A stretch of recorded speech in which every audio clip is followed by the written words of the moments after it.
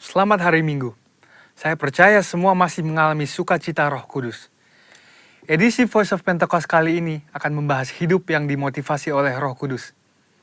Dengan adanya pandemi COVID-19, kehidupan di negara kita dan di seluruh dunia berubah sepenuhnya.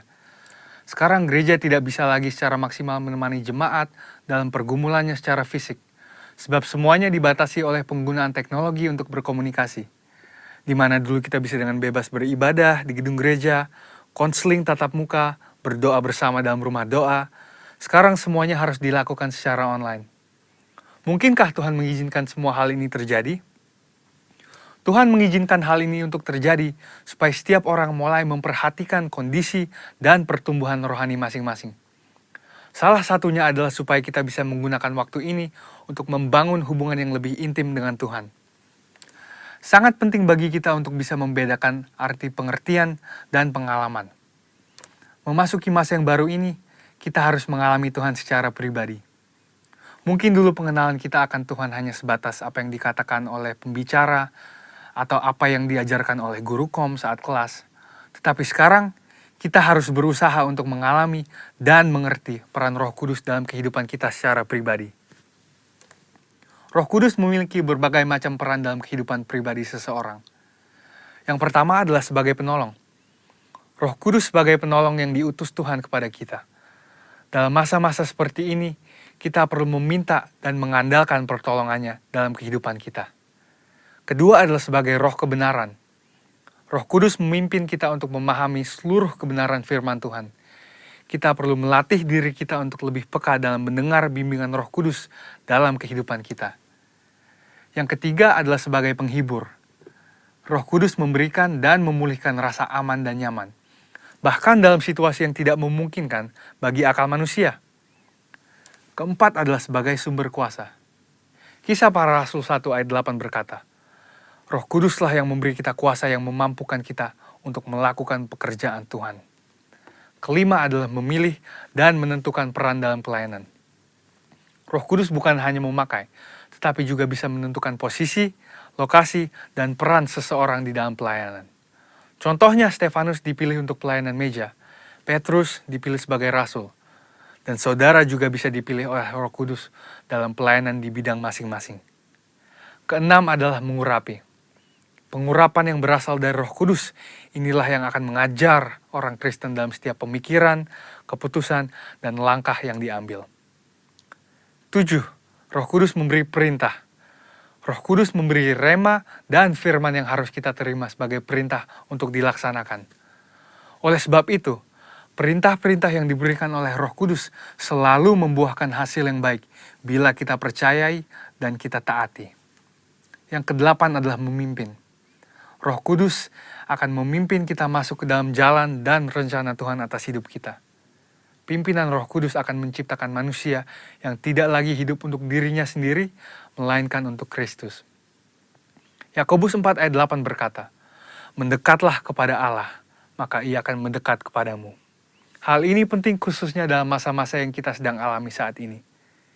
Inisiatif Tuhan untuk mendekati manusia tidak lagi perlu diragukan.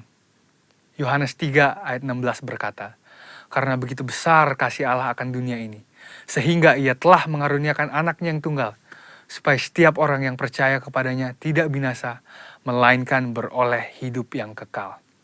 Di lain pihak, bagian kita sebagai orang Kristen adalah untuk meresponi panggilannya dan mendekat kepadanya. Sebab sebuah hubungan hanya bisa berkembang melalui frekuensi dan kualitas pertemuan. Dan dua hal inilah yang akan menciptakan hubungan yang intim di antara kita dengan Tuhan. Ketika hubungan yang intim telah dibangun, kita akan dapat lebih mengenal pikiran, perasaan, dan kehendak Tuhan. Pengenalan akan Tuhan bisa diumpamakan sebagai sebuah puzzle, yang semakin lama semakin lengkap. Sekali lagi, melalui frekuensi dan kualitas pertemuan kita dengan Tuhan, hubungan kita dengan Dia akan semakin kuat. Orang Kristen khususnya Pentakosta, perlu pengalaman rohani dengan Roh Kudus untuk membangun pengenalan akan Tuhan. Pengenalan akan Tuhan tidak akan ada pernah habisnya. Dan itulah sebabnya usaha mengenalnya lewat pergaulan dengan Roh Kudus menjadi keterikatan permanen hingga hari Tuhan itu tiba. Khususnya dalam masa-masa ini, Mari kita mengejar Tuhan lebih lagi dan membangun hubungan yang lebih intim dengannya. Alami Roh Kudus setiap hari. Selamat hari Minggu dan Tuhan Yesus memberkati.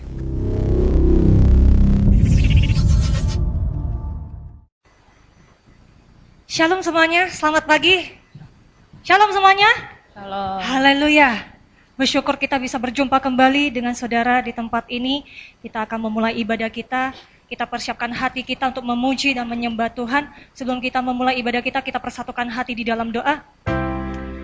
Shakala barata kala barata kala shikila barata kala shikila barata kala barata kala shakala barata kala shakila barata kala barata kala haleluya. Saya mengajak kita semua untuk bangkit berdiri. Shakala barata kala barata kala barata shakila bashe. Ayo bangun roh kita, bangun hubungan kita sama Roh Kudus. Shakala barata kala barata kala barata kala barata kala barata kala barata bashe. Haleluya.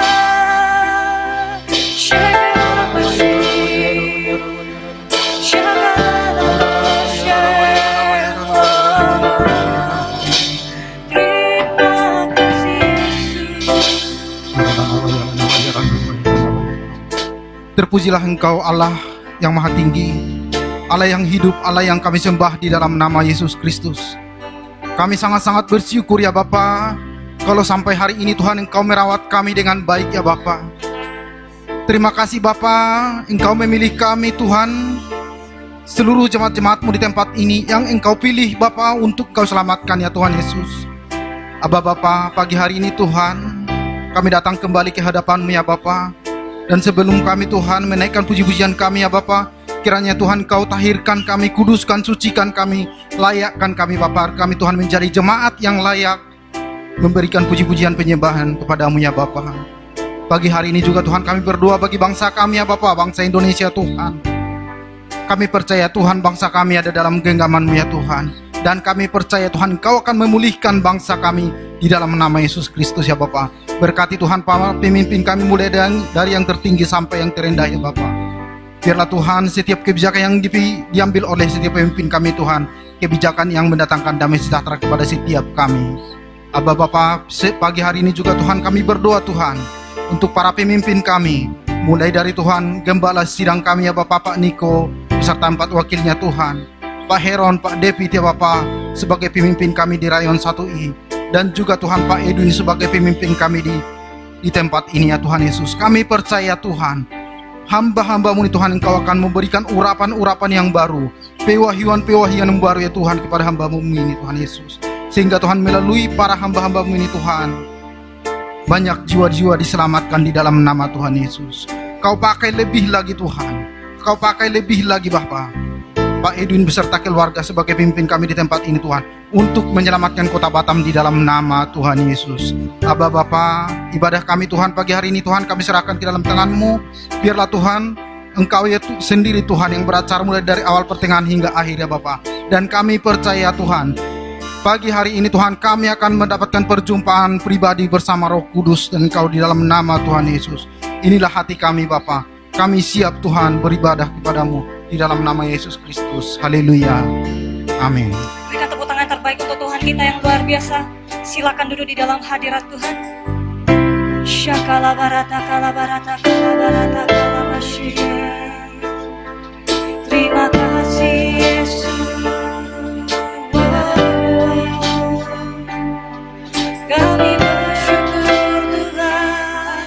Terima kasih Yesus. Haleluya. Haleluya. Terima kasih.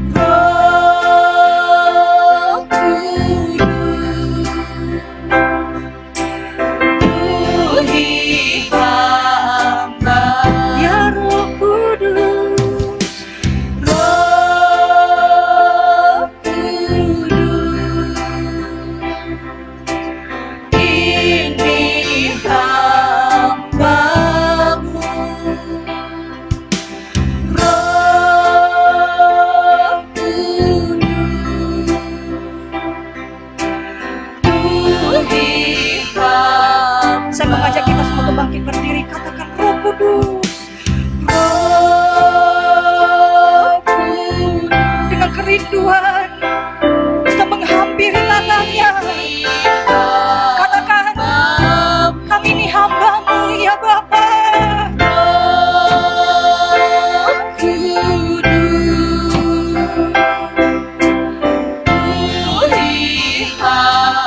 Panggil namanya Roh Kudus. Roh Kudus. Ini hamba-Mu. Roh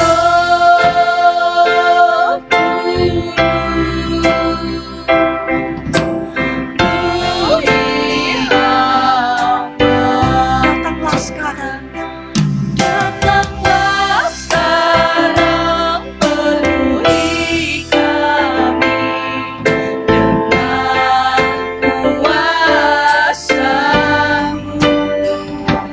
Urapi kami sekarang ini dengan api. Datanglah sekarang, datanglah sekarang, penuhi kami dengan kuasa-Mu. Urapi kami sekarang ini dengan api Roh-Mu.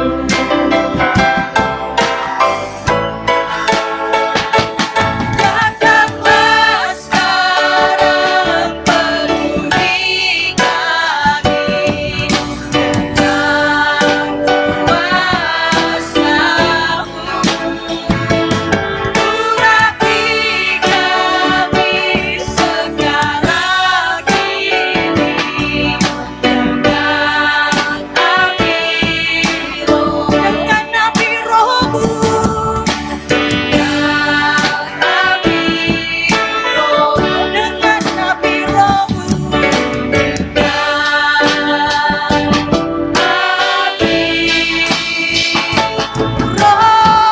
Berikan tepuk tangan terbaik untuk Tuhan kita yang luar biasa. Katakan haleluya. Katakan haleluya. Terpujilah ya Bapa. Kau layak Tuhan menerima pujian penyembahan dari setiap kami Tuhan. Kami percaya Tuhan Kau telah hadir Tuhan di tengah-tengah kami Tuhan. Kami percaya Tuhan Kau akan memberkati kami Tuhan.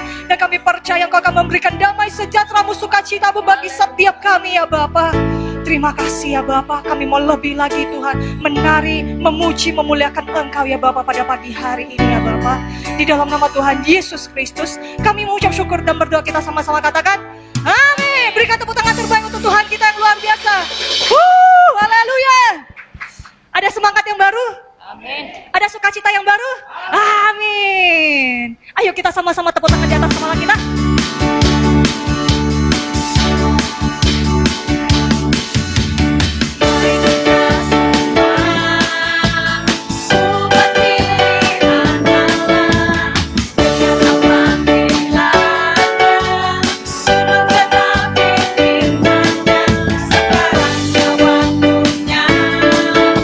Berdiri bagi bangsa ini, mari mari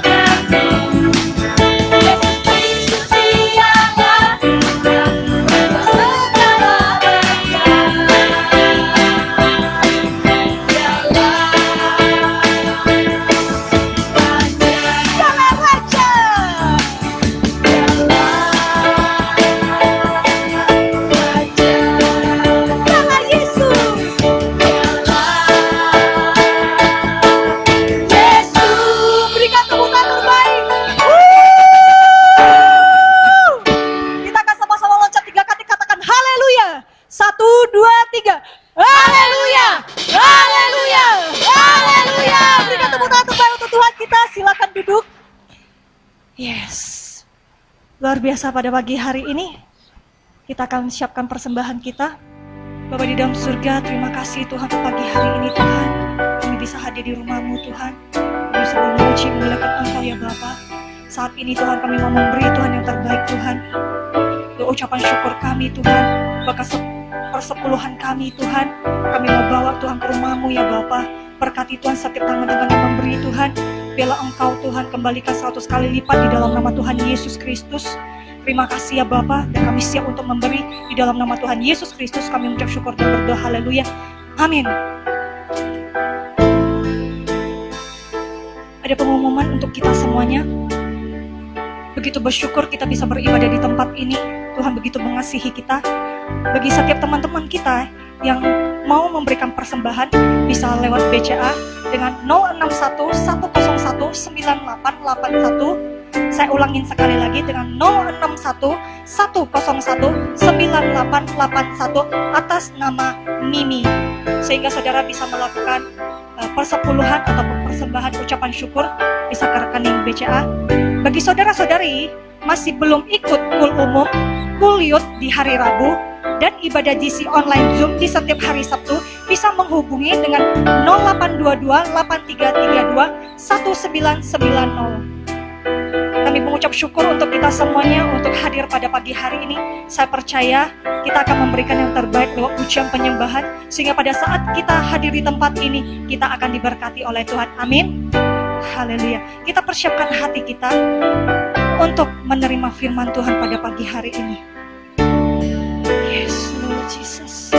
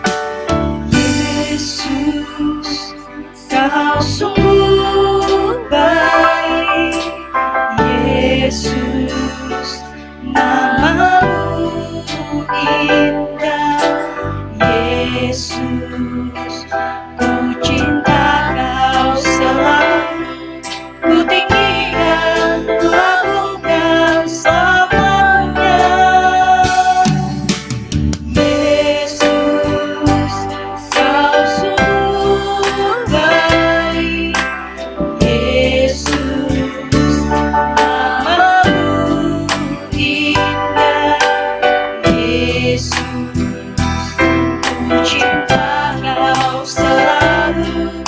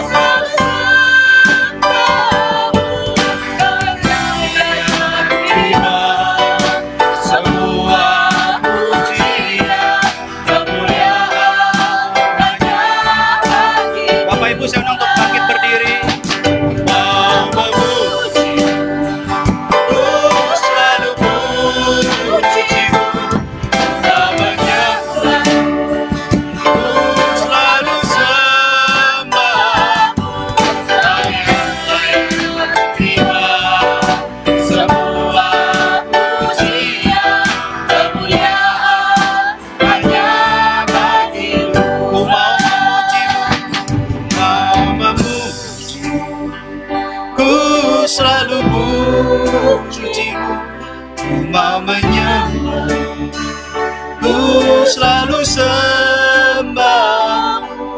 Kau yang layak terima semua pujian, kemuliaan hanya bagi Tuhan. Mari kita sembah Dia. Hiarala basyakara bayarala basti kirala basti kuriala basyakara bayarala bayarala bayarala bayarala bayarala kuriara basti kirala basti kirala masyakara bayarala bayarala bayarala bayarala bayarala bayarala kuriara basti kirala basti kuriala bahara takara basti kirala basyakara hina sikirala malala kuriara basti kirala basti kirala masyakara bayarala bayarala bayarala bayarala bayarala bayarala kuriara basti kirala basti kuriala bahara takara basti kirala basyakara hina sikirala malala sikirala bayarala bayarala bayarala bayarala Tuhan Yesus kirala basti kirala bayarala bayarala bayarala bayarala bayarala bayarala bayarala kuriara basti kirala basyakara bayarala basti kirala basti kirala bayarala basyakara. Katakan ku mau memuji-Mu Tuhan.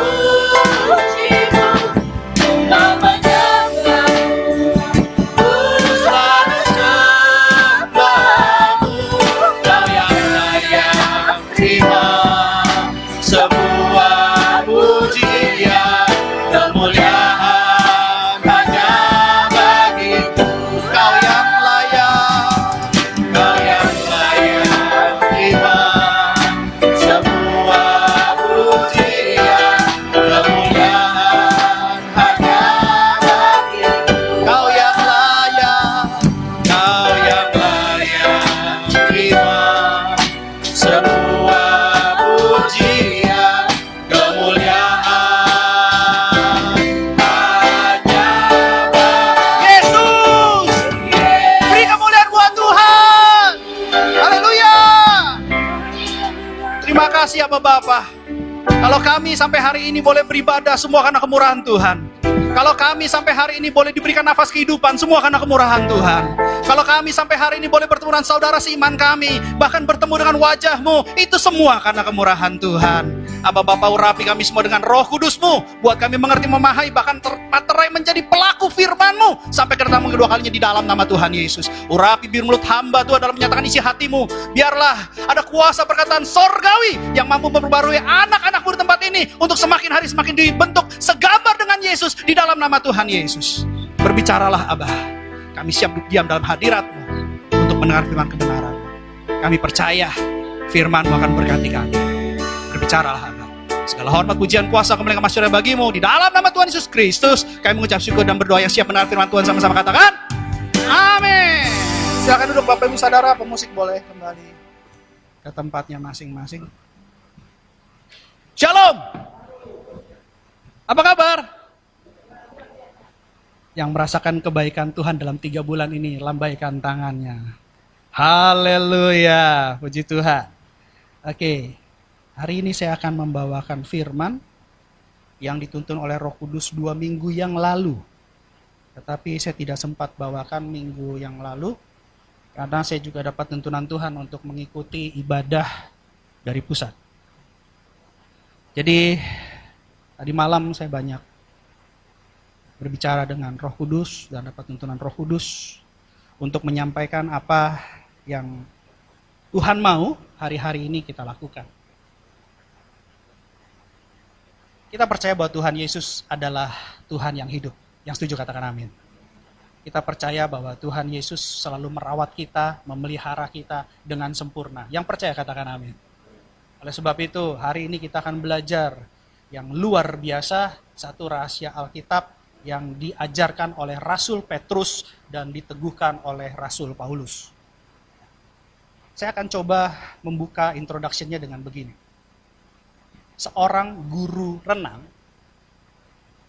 baru bisa mengajarkan berenang kalau dia sudah pernah berenang dan bahkan sudah mengalami dan melakukan berenang, baru dia bisa menjadi guru renang. Tidak mungkin dia menjadi guru renang kalau dia sendiri tidak pernah berenang. Seorang ahli pengecat mobil tidak akan bisa menghasilkan karya cat yang bagus untuk sebuah mobil kalau dia tidak pernah belajar dan bahkan pernah melakukan pengecatan. Tapi sekalipun dia bisa mengecat, dia tahu cara mencampur warna cat, dia tahu menggunakan cat, belum tentu dia menjadi ahli cat.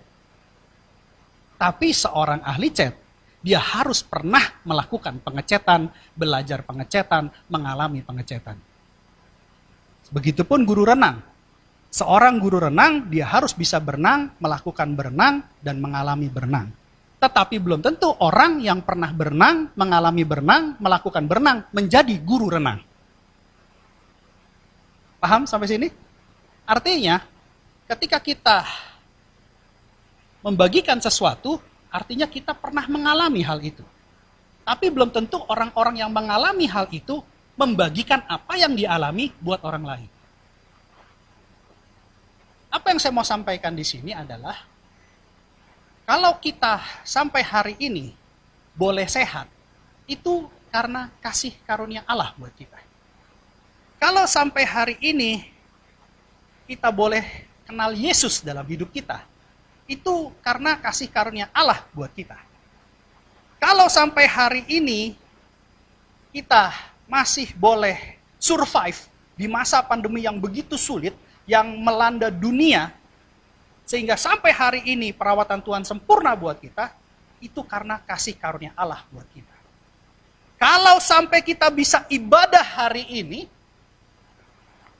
disertai dengan pelayan-pelayan Tuhan yang sehat-sehat, itu juga semua karena kasih karunia Allah buat kita. Hari ini kita akan berbicara tentang kasih karunia pada Allah. Kenapa? Karena selama ini kita tahu kasih karunia Allah buat kita sempurna. Yang mengerti katakan yes. Tetapi pertanyaannya, pernahkah kita mengerti bagaimana melakukan kasih karunia kepada Allah? Yang kita dengar, yang kita pelajari sekarang, kita mendapat kasih karunia dari Allah. Tetapi kita belum pernah mendengar kasih karunia buat Allah, kepada Allah. Hari ini kita akan belajar bagaimana kita menerima kasih karunia Allah, mengalami kasih karunia Allah, dan bahkan membagikan kasih karunia Allah, juga memberikan kasih karunia kepada Allah. Oleh sebab itu, saya ulang lagi, tema khotbah kita hari ini adalah kasih karunia kepada Allah. Kita mulai dari 1 Petrus 2 ayat 18. 1 Petrus 2 ayat 18. Kita akan belajar dari Rasul Petrus dan diteguhkan oleh Rasul Paulus. Demikianlah firman Tuhan. Hai kamu, hamba-hamba, tunduklah dengan penuh ketakutan kepada Tuanmu, bukan saja kepada yang baik dan peramah, tetapi juga kepada yang bengis. Di sini dikatakan baik dan peramah. Bengis boleh dikatakan, diartikan juga kejam. Baik lawan katanya tidak baik, peramah lawan katanya pemarah. Mungkin saja kita bertemu dengan atasan kita, pemimpin kita, orang-orang di atas kita yang seperti ini. Mungkin ada yang baik, mungkin ada yang peramah, tapi bisa jadi kita juga bertemu dengan yang tidak baik dan pemarah, bahkan kejam. Alkitab ditujukan bagi orang percaya. Alkitab ditujukan kepada pengikut Kristus yang disebut Kristen. Jadi Kristen bukan agama, tapi pengikut Kristus itu disebut, dikatakan Kristen. Artinya, surat Petrus, Rasul Petrus ditujukan kepada orang percaya, yaitu kita. Supaya orang-orang percaya yang mempunyai posisi sebagai hamba memperlakukan tuan-tuannya lebih baik lagi. Ini bisa digambarkan hubungan rakyat. Kita orang percaya adalah rakyat, kita masih punya pemerintah. Ini adalah ditujukan buat kita bagaimana kita menyikapi pemerintah. Bahkan dalam marketplace, bagaimana kita menyikapi pimpinan kita. Dan juga dalam keluarga, bagaimana kita menyikapi pimpinan keluarga. Jadi, ini ditujukan buat kita semua. Dan bahkan juga ditujukan kepada pimpinan. Nanti saya akan bukakan satu persatu dengan waktu yang singkat. Di sini dikatakan, hai kamu hamba-hamba, tunduklah dengan penuh ketakutan kepada Tuhanmu, bukan saja kepada yang baik dan peramah, tetapi juga kepada yang bengis. Kita coba lihat paralelnya di 1 Timotius 6 ayat 1. 1 Timotius 6 ayat 1. Dikatakan begini. Semua orang yang menanggung beban perbudakan hendaknya menganggap tuan mereka layak mendapat segala penghormatan. Supaya apa? Agar apa? Agar nama Allah dan ajaran kita, yaitu ajaran Kristus, kekristenan, jangan dihujat orang. Jadi tujuan kita tunduk kepada Tuhan kita, kepada pemimpin kita, kepada atasan kita, kepada pemerintah kita adalah agar supaya nama Allah dipermuliakan.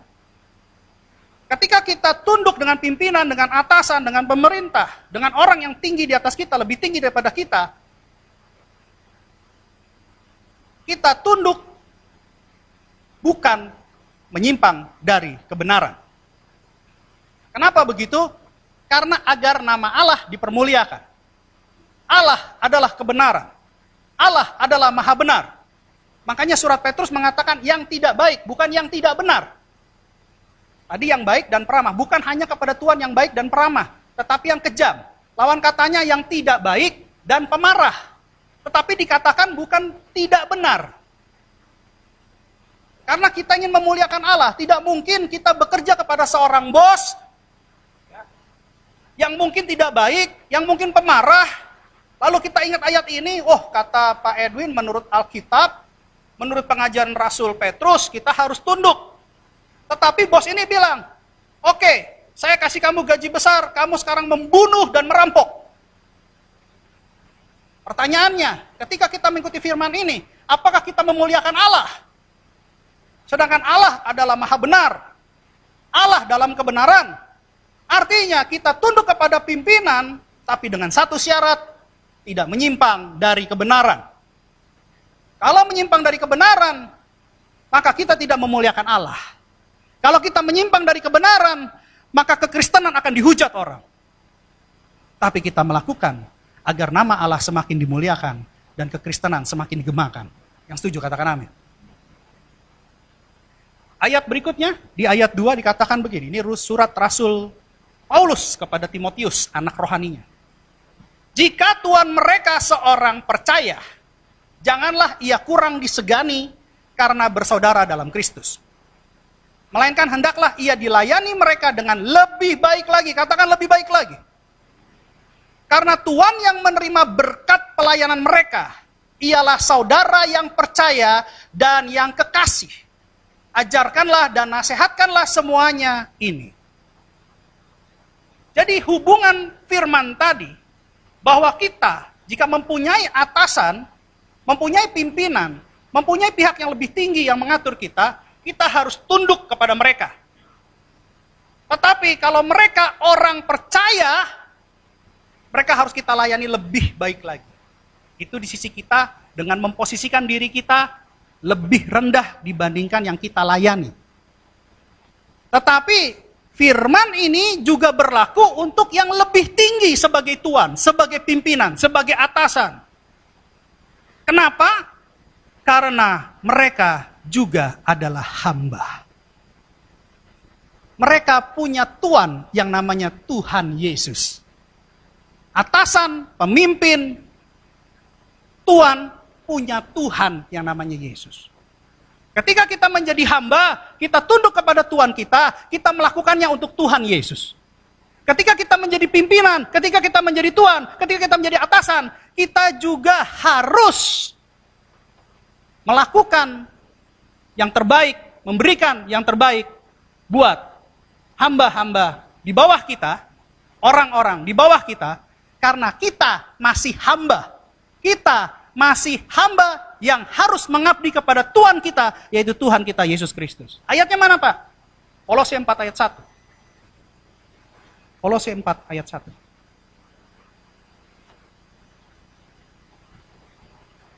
Kalau kita melakukan untuk orang percaya, lakukan lebih baik lagi. Kalau bukan orang percaya, kita tunduk, tetap tunduk, tapi tidak menyimpang dalam kebenaran. Bagaimana posisi tuan-tuan? Hai tuan-tuan, berlakulah adil dan jujur terhadap hambamu. Ingatlah, kamu juga mempunyai Tuhan di sorga. Jadi firman Tuhan dari Rasul Petrus, yang disampaikan Rasul Petrus di 1 Petrus 2 ayat 18, itu berlaku untuk hamba-hamba kepada Tuhan, yang artinya Tuhan itu juga adalah hamba-hamba terhadap Tuhan Yesus. Jadi kita semua adalah hamba, baik kita yang rendah atau kita mempunyai level yang tinggi. Tujuan dari firman Rasul Petrus, sadarlah bahwa kita semua adalah hamba. Jadi kalau tadi dari Voice of Pentecost yang mengajarkan bahwa ketika Roh Kudus menuntun, lakukan. Jangan melawan seakan-akan kita lebih hebat daripada Roh Kudus. Itu sama aja menghujat Roh Kudus. Segala sesuatu yang Roh Kudus sampaikan, lakukan. Pak, tahu dari mana Pak itu dari Roh Kudus apa enggak? Waktu akan membuktikan. Amsal bilang gini, seorang yang datang dalam satu perkara tampaknya kelihatannya benar. Tapi nanti waktu yang akan membuktikan apakah dia benar atau tidak benar. Ya. Kita lanjut. Jadi kalau begitu apa hubungan dengan kasih karunia Pak? 1 Petrus 2 ayat 19. Yang penting di sini bahwa kita harus tunduk kepada Tuhan kita, sekalipun kita anggap itu penderitaan, sakit hati, dikucilkan. Wah, kayaknya Pak, saya paling dianaktirikan. Saya paling dianak bawangkan. Saya nggak diperhatikan Pak. Yang lain karena hebat, mereka diperhatikan. Katakan di sini, sebab adalah kasih karunia jika seorang karena sadar akan kehendak Allah. Katakan kehendak Allah. Menanggung penderitaan yang tidak harus ia tanggung.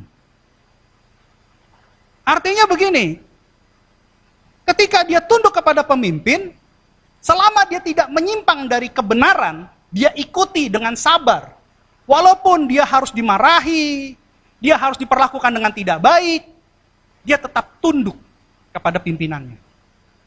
Ya, baik dalam pemerintahan, masyarakat, baik dalam keluarga, baik dalam marketplace. Apalagi pelayanan. Tapi dia sadar, oh saya tahu, saya harus dianiaya, saya harus menderita. Tapi semua saya lakukan karena kehendak Allah. Ini yang penting ya. Ini yang penting, kita harus pastikan bahwa ini benar-benar kehendak Allah. Ketika kita melakukan kehendak Allah dan kita menderita, maka itulah definisi kasih karunia. Katakan sini, sebab adalah kasih karunia. Kasih karunia adalah jika seorang karena sadar akan kehendak Allah menanggung penderitaan yang tidak harus ia tanggung. Ingat, ketika kita melakukan dengan tidak menyimpang dari kebenaran, kita memuliakan Allah. Bahkan kita menjaga kekristenan untuk tidak dihujat.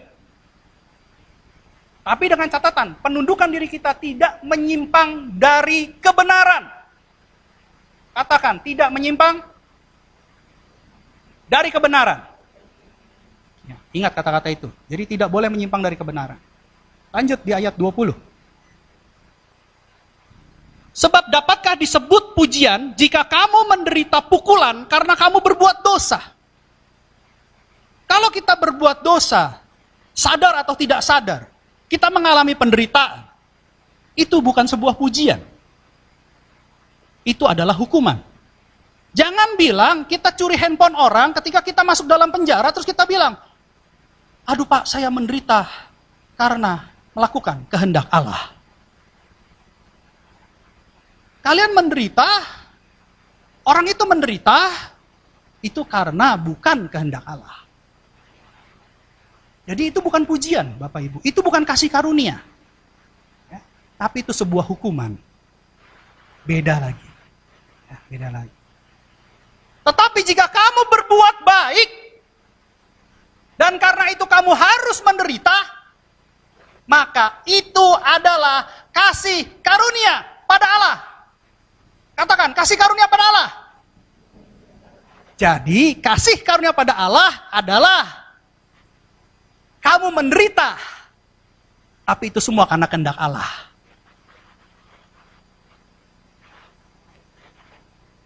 Ingat, hari-hari ini mungkin kita dalam masa-masa susah, kita mengalami penderitaan. Tapi kita harus yakin dan percaya satu hal. Kalau Tuhan Yesus yang hidup memberkati orang-orang berdosa, apalagi kita orang percaya, Dia pasti berkati kita lebih lagi. Yang setuju katakan amin. Nah sekarang, Pak, saya sudah mulai ngerti definisi kasih karunia pada Allah. Kalau selama ini saya mengerti kasih karunia Allah pada saya sudah mulai mengerti kasih karunia saya kepada Allah. Dan bahkan saya harus membagikan kasih karunia Allah yang sudah saya terima kepada yang lain, sehingga mereka juga bisa memberikan kasih karunia kepada Allah. Tapi pertanyaannya, ada nggak contoh yang lebih mudah untuk dicerna, sehingga saya boleh melakukan dalam hidup saya? Karena saya rindu sekali untuk melakukan kasih karunia pada Allah. Artinya begini, murid yang berhasil adalah murid yang nantinya menghasilkan murid. Ketika kita mengenal kasih Yesus, kita menerima kasih Yesus, yang dikatakan kasih Yesus mengalir adalah kasih itu bukan berhenti sampai di pada kita, tapi kasih itu kita bagikan kepada yang lain sehingga kasih Yesus itu mengalir. Kasih karunia Allah ketika kita terima jangan berhenti sampai di sisi kita, tapi harus kita bagikan dan menurut Alkitab kita bisa kembalikan kepada Allah. Tapi cara belajarnya gimana Pak? Cara melakukannya gimana? Karena Alkitab ini kan firman Tuhan yang hidup. Artinya kalau kita menghidupi firman, maka kita akan mendapat kasih karunia Allah yang mengalir dalam hidup kita. Ingat, salah satu syarat untuk keselamatan adalah kasih karunia. Jadi bagaimana Pak?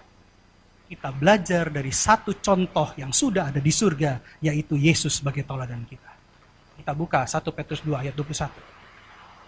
Kita akan belajar dari Yesus. Sebab untuk itulah kamu dipanggil, karena Kristus pun telah menderita untuk kamu dan telah meninggalkan teladan bagi kamu, supaya kamu mengikuti jejaknya. Kalau kita cinta Yesus, kita anggap Yesus sebagai Tuhan kita, karena kita hamba, kita harus tunduk kepada Tuhan kita, kepada Tuhan kita, maka apa yang Dia lakukan, harus kita lakukan.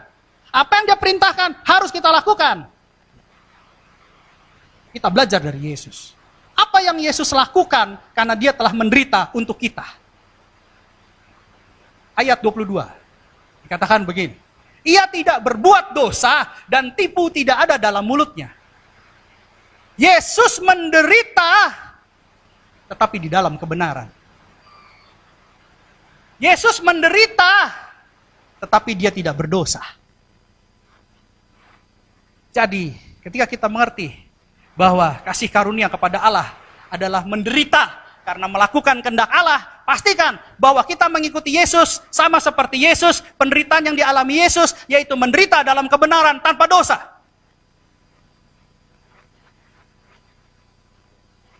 Kita buka Yesaya 53 ayat 9. Nubuatan ini sudah lama sebelum Yesus datang. Dikatakan begini, Yesaya 53 ayat 9. Yesaya 53. 53. Orang menempatkan kuburnya di antara orang-orang fasik, dan dalam matinya ia ada di antara penjahat-penjahat, sekalipun ia tidak berbuat kekerasan dan tipu tidak ada dalam mulutnya. Yesus menderita karena kita. Yesus tidak berbuat dosa. Tidak ada dosa dalam diri Dia, dan Dia tidak mengenal dosa. Tapi Dia menjadi seakan-akan orang paling berdosa sehingga disalibkan untuk menggantikan kita yang berdosa supaya diselamatkan. Yesus menderita di dalam kebenaran tanpa dosa. 1 Petrus 2 ayat berapa tadi? Ayat 22. Dan 1 Petrus 2 ayat 23. 23 lanjut. Jadi yang pertama, penderitaan Yesus dalam kebenaran, tidak ada dosa. Yang kedua, ketika Ia dicaci maki, Ia tidak membalas dengan mencaci maki. Ketika Ia menderita, Ia tidak mengancam. Tetapi Ia menyerahkan kepada Dia yang menghakimi dengan adil. Dalam satu ayat ini ada dua kondisi. Karena ada kata-kata penghubung tetapi. Artinya begini, sepeda ini bagus, tetapi tidak dijual. Orang ini cantik, tetapi pendiam. Ada dua kondisi, kata penghubung tetapi. Jadi di ayat ini, ada dua kandungan penderitaan Tuhan Yesus. Yang pertama tadi penderitaan di dalam kebenaran. Yang kedua, penderitaan Tuhan Yesus tidak ada pembalasan. Dia tidak pernah membalas. Oh, kamu ngomong begitu sama saya, tunggu lo ya, nanti gue balas. Kalau kamu baik, saya bisa lebih baik. Kalau kamu jahat, saya bisa lebih jahat.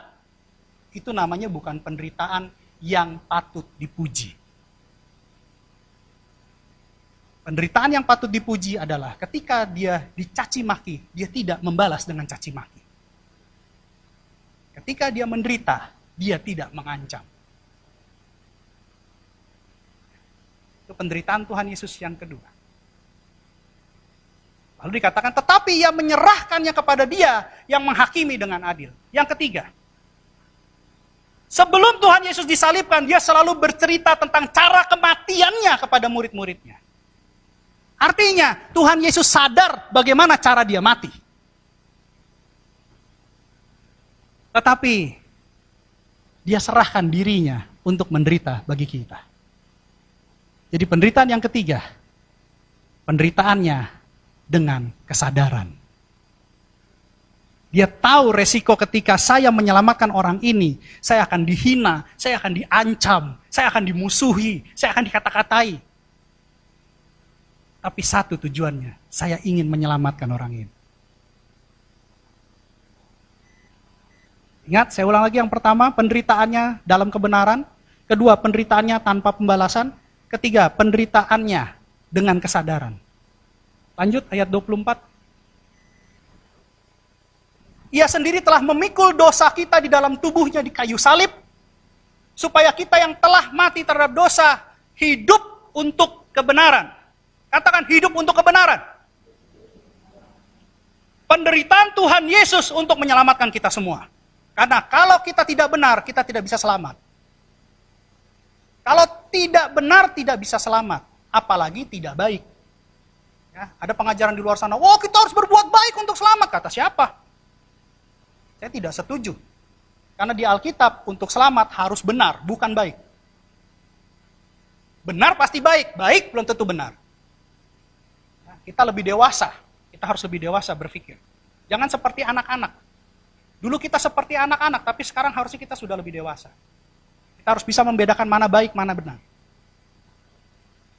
Jadi yang keempat, penderitaan Yesus untuk menyelamatkan. Dan yang kelima, oleh bilur-bilurnya kamu telah sembuh. Artinya, penderitaan Tuhan Yesus untuk menyembuhkan segala sakit penyakit kita. Baik sakit penyakit rohani maupun sakit penyakit jasmani. Yang setuju katakan amin. Ya. Kalau orang yang terikat, itu akan disembuhkan. Orang yang luka, dia akan disembuhkan.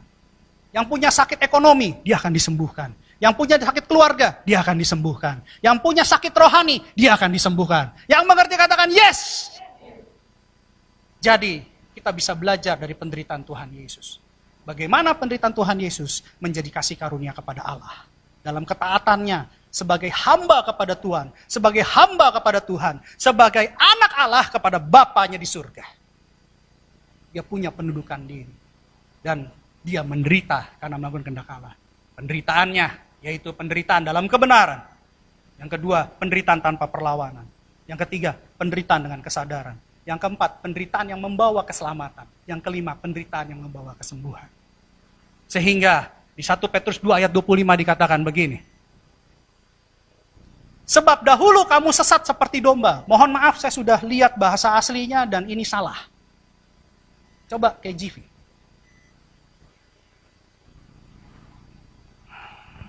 Ini dikatakan begini.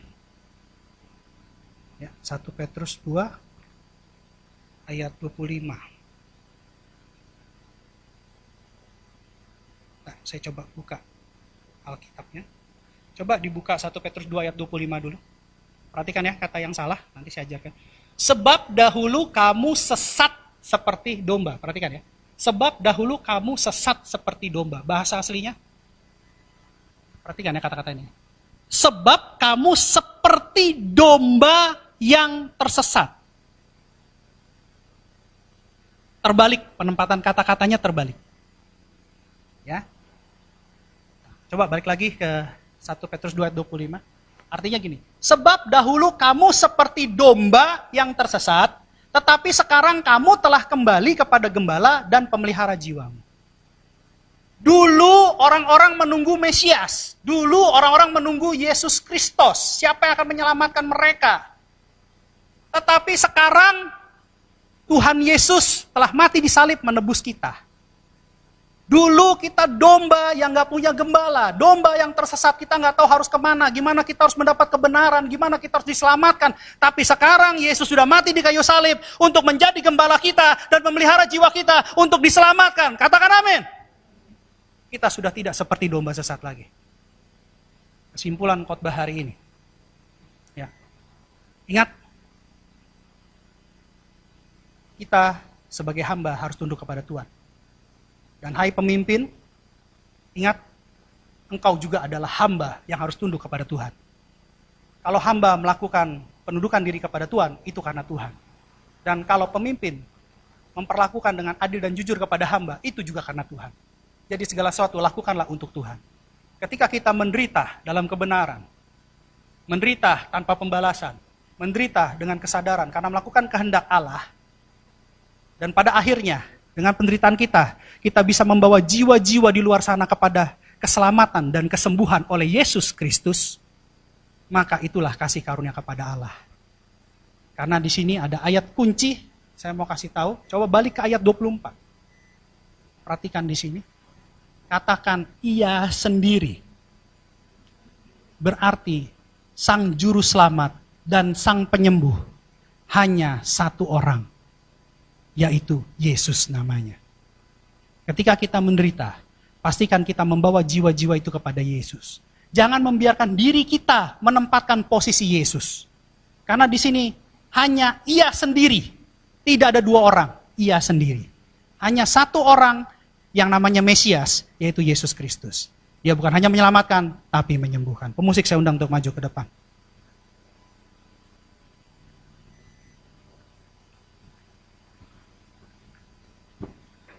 Ingat, kalau kita sudah mengerti definisi kasih karunia, dan kita sudah menerima kasih karunia, pastikan kita membagikan kasih karunia. Dan bahkan berikan kasih karunia kepada Allah. Karena percayalah, oleh karena kasih karunia, kita boleh dikuduskan, dibenarkan, dan akhirnya diselamatkan. Bapak Ibu, saya undang untuk bangkit berdiri, kita nyanyikan satu lagu.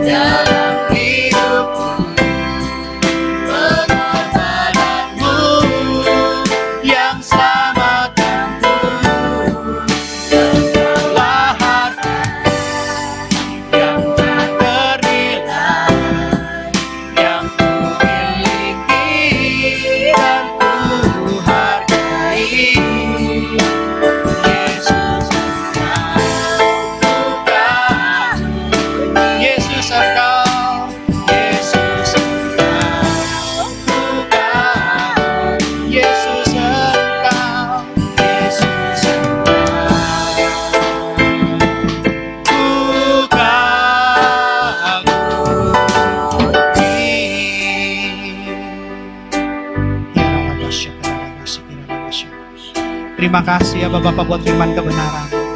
Kami mengerti bahwa kami sudah didewasakan melalui firman kebenaran untuk berani menanggung penderitaan, untuk menjalankan, mengikuti kehendak Allah. Kami tahu ketika kami menderita karena kehendak Allah, itu adalah kasih karunia kepada Allah. Roh Kudus kuatkan kami, mampukan kami, sehingga kami boleh mampu menderita dengan kekuatan dari Tuhan untuk mengikuti kehendak Allah, untuk membawa jiwa-jiwa kepada keselamatan dan kesembuhan. Kami tahu kami harus belajar dari Yesus Kristus, yaitu menderita di dalam kebenaran, menderita tanpa perlawanan, menderita dalam kesadaran. Tetapi kami percaya ketika kami menderita, kami harus membawa jiwa-jiwa itu kepada Yesus yang mampu menyelamatkan dan mampu menyembuhkan. Bapa dalam surga, pakai kami anak-anakmu sebagai alat untuk menyelesaikan amanat agung Tuhan Yesus. Kami percaya Bapa, kami percaya Roh Kudus akan mengurapi kami. Kami percaya api Pentakosta ketiga akan mengurapi kami. Terima kasih ya Bapak buat firman-Mu.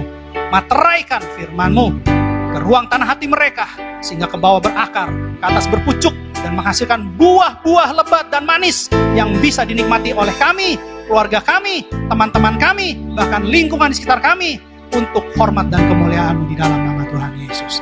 Terima kasih Abah Bapa, terima kasih buat firman. Segala hormat, pujian, kuasa, kemuliaan, kemasyurannya bagimu.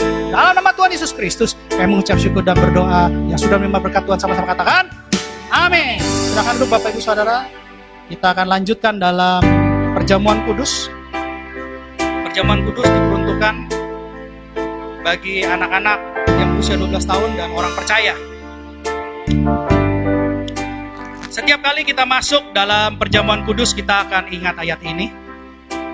Sebab setiap kali kamu makan roti ini dan minum cawan ini, kamu memberitakan kemuliaan Tuhan sampai Ia datang. Perjamuan kudus adalah perjamuan Tuhan Yesus sendiri. Setiap kali kita masuk perjamuan kudus, kita disatukan dengan Yesus supaya kita ingat akan Dia. Kita harus ingat akan kebaikan Dia yang datang ke dunia ini untuk menyelamatkan kita semua. Oleh sebab itu, kita harus bersyukur karena melalui perjamuan kudus kita akan ingat kebaikan Tuhan buat kita. Tapi juga ada tertulis, jadi barang siapa dengan cara yang tidak layak makan roti atau minum cawan Tuhan, ia berdosa terhadap tubuh dan darah Tuhan. Karena itu hendaklah tiap-tiap orang menguji dirinya sendiri, dan baru sesudah itu ia makan roti dan minum dari cawan itu. Kalau ada yang Roh Kudus ingatkan kepada kita, di hati kita masih ada yang belum beres, belum selesai, mari masing-masing menundukkan diri, meminta ampun kepada Tuhan, melepaskan pengampunan kepada orang-orang yang jahat kepada kita, yang melukai kita, sehingga hati kita bersih dan layak menerima berkat sempurna dari Tuhan melalui perjamuan kudus. Masing-masing berdoa sesuai dengan arahan Roh Kudus. Ampuni kami Yesus, ampuni kami Tuhan. Jangan kau ingat-ingat lagi dosa kami, jangan kau ingat-ingat lagi pelanggaran kami. Ampuni kami Yesus, ampuni kami.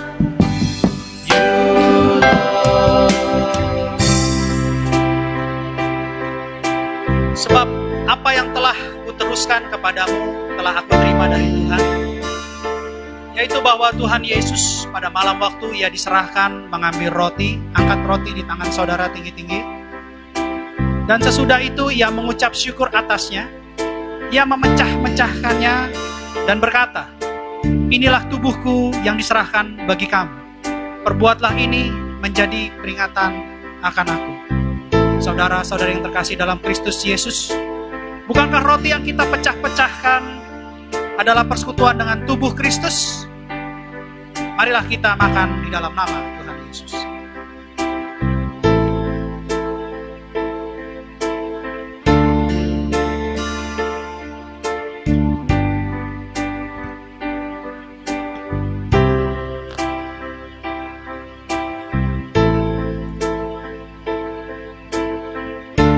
Angkat cawan di tangan saudara.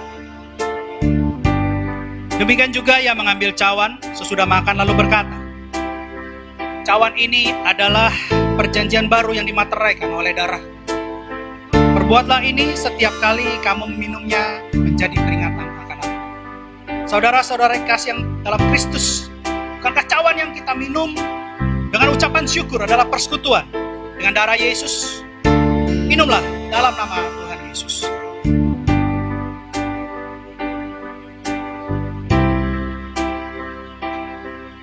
Mari kita mengucap syukur kita kepada Tuhan, jangan ada yang diam. Terima kasih Yesus, terima kasih. Kami bersyukur kepada Yesus atas kebaikan, atas karya keselamatan. Terima kasih, terima kasih.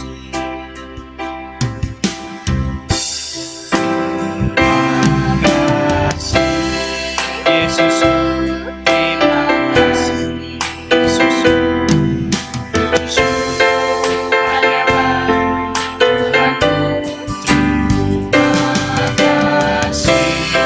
Yesus, terima kasih. Yesus, hanya bagi Tuhan. Terima kasih.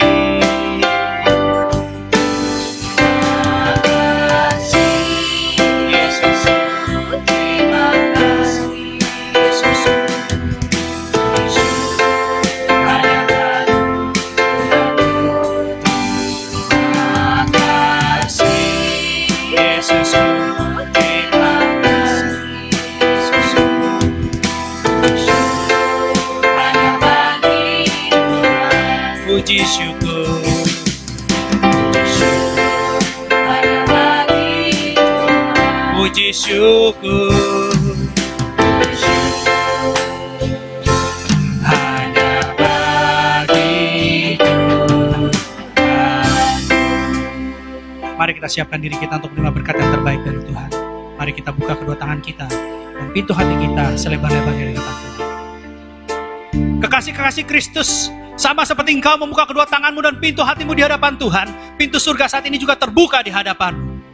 Pulanglah dan bawalah berkat kasih karunia, berkat kemenangan, berkat keberhasilan, berkat keberuntungan, berkat kesembuhan, berkat kelepasan, berkat pemulihan, berkat Abraham, Ishak dan Yakub, bahkan shalom dari Allah Bapa kita di surga melalui Tuhan kita Yesus Kristus, dan persekutuan yang manis bersama dengan Roh Kudus mulai saat ini sampai Tuhan Yesus sendiri akan menjemput kita di awan-awan yang permai. Bagi setiap kita orang percaya yang sudah menerima berkat Tuhan, mari kita sama-sama katakan amin. Selamat hari Minggu, Tuhan Yesus memberkati.